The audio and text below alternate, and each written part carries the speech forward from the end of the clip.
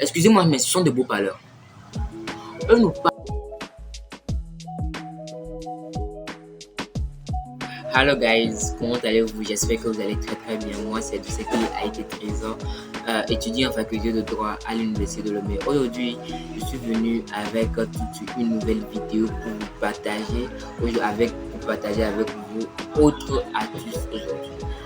En commençant d'abord, si tu es nouveau sur la chaîne, n'oublie pas de t'abonner, de te liker, de laisser un commentaire. Je veux le voir et juger. Et si tu as des critiques à me faire par rapport à cette vidéo, tu es libre de le faire dans les commentaires. Merci.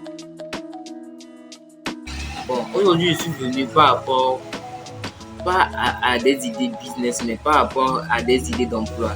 Vous voyez, aujourd'hui au Togo, quand vous arrivez pour postuler pour pour demande d'emploi, lorsque vous êtes jeune et qu'on voit que vous êtes un nouveau bachelier ou une nouvelle bachelière, on va vous prendre et vous utiliser à leur guise. Donc aujourd'hui, je suis venu vous montrer quelques astuces pour débuter un emploi dans n'importe quelle société ici au Togo. En premier lieu, il faudrait savoir que lorsque vous avez le bac, vous êtes comparé à quelqu'un qui a encore le BPC. Je vous explique. Lorsque vous avez le bac, vous pouvez faire des concours. Ça, c'est différent. Mais lorsque vous êtes dans une société privée, vous êtes comparé à quelqu'un qui a encore le BPC. Donc, le bac peut être valable comme non valable dans le domaine dans lequel vous allez travailler.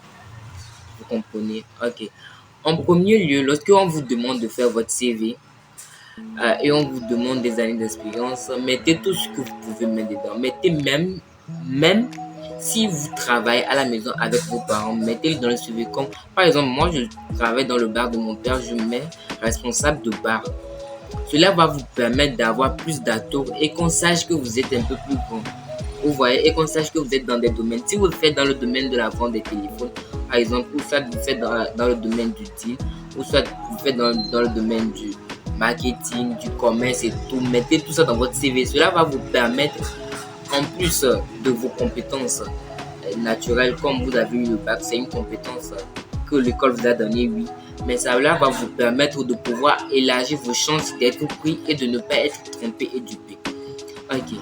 Deuxième astuce, lorsque vous partez chercher un travail. Lorsque vous partez chercher un travail, vous avez le BPC. Donc, exigez à avoir un salaire minimum de 25 000. N'ayez pas un salaire moins de 25 000 par mois. Est-ce que le salaire de 25 000 doit mériter le travail fait? Par exemple, on ne peut pas vous demander pour un travail de 40 000, vous donner 25 000. Ça, ce n'est pas logique parce que vous êtes une personne.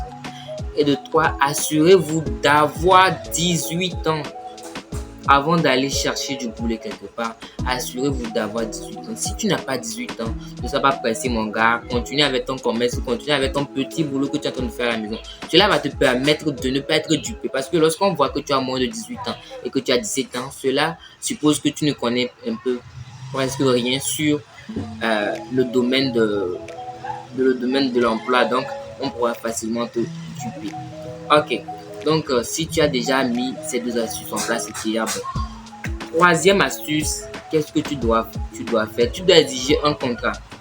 Lorsqu'on arrive, on te propose un contrat, c'est bien. Mais lorsqu'on le gagne, l'employeur n'a pas fait un contrat, il veut t'employer comme ça. Exiger un contrat de ton employeur. Tu dois exiger un contrat, ce qui va permettre qu'à la fin du travail, tu dois exiger le salaire dû.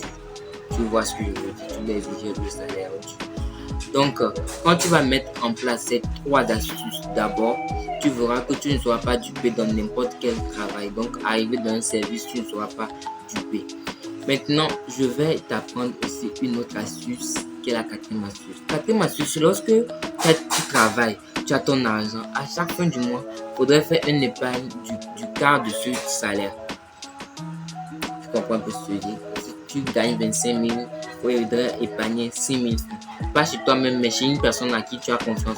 Par exemple, chez ta mère ou chez une tante, quelqu'un chez qui tu as confiance, chaque mois, tu épargnes les 5 000 francs.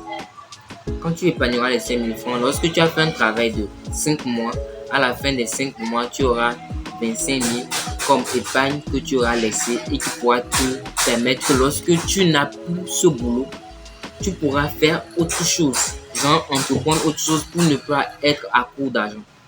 J'espère que tu me comprends. Oui, c'est comme ça qu'on travaille dans la société. J'espère que ces quatre astuces t'ont été serviables. Merci et n'oublie pas de t'abonner, de liker, de partager pour me soutenir, pour que je te partage d'autres astuces business, d'autres idées que tu pourras mettre en place pour avoir une vie ou ne pas être à court d'argent. Merci, on se retrouve prochainement pour une autre vidéo. Ah, bye bye.